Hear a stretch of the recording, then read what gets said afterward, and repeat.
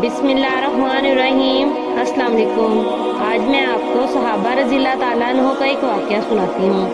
हज़रत अबू जहम बिन हुज़ैफ़ा रज़ियल्लाहु ताला अन्हु कहते हैं कि यरमूक की लड़ाई में मैं अपने चचाज़ाद भाई की तलाश में निकला कि वो लड़ाई में शरीक थे, और एक मशकीज़ा पानी का मैंने अपने साथ लिया कि मुमकिन है कि वो प्यासे हों तो पानी पिलाऊं।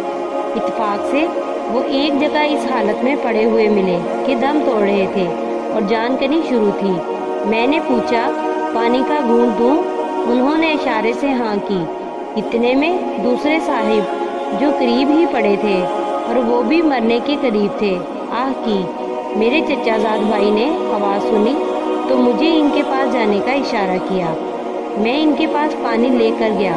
वो शाम बिन अबी अल आस रज़ियल्लाहु ताला अन्हु थे। उनके पास पहुंचा ही था कि इनके करीब एक तीसरे साहिब इसी हालत में पड़े दम तोड़ रहे थे। उन्होंने आह की। शाम रज़ियल्लाहु ताला अन्हु ने मुझे इनके पास जाने का इशारा कर दिया। मैं उनके पास पानी लेकर पहुंचा तो उनका दम निकल चुका था।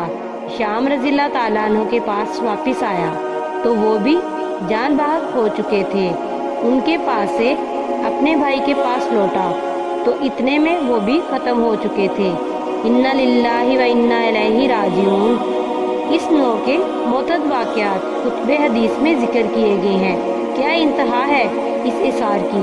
अपना भाई तो दम तोड़ रहा हो और प्यासा हो, ऐसी हालत में किसी दूसरे की तरफ तवज्जो करना भी मुश्किल हो जाता है, चाहे जाकर इसको प्यासा छोड़कर दूसरे को पानी पिलाने चला जाए।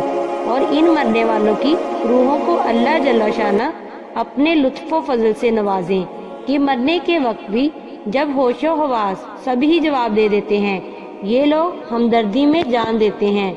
उम्मीद है कि आज की वीडियो आपको पसंद आई होगी। वीडियो पसंद आई हो तो वीडियो को लाइक और शेयर ज़रूर करें और बेल आइकन ज़रूर प्रेस करें ताकि हर नई आने वाली वीडियो का नोटिफिकेशन आपको बर वक्त मिल सके। इस तरह की इस्लामी वीडियोस देखने के लिए हमारे चैनल को ज़रूर सब्सक्राइब कर लें। जज़ाकल्लाह।